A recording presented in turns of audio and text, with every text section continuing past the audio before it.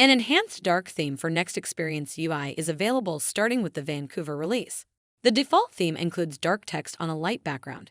To enable the dark theme, select the user avatar in the banner, and then select Preferences.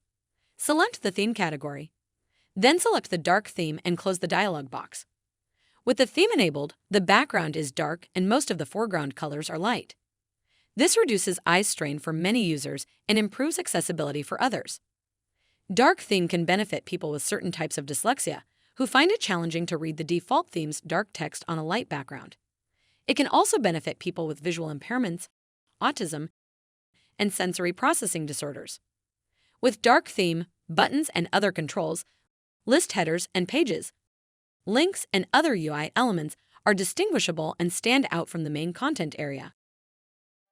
To learn more, see our product documentation or knowledge base, or ask a question in the ServiceNow community.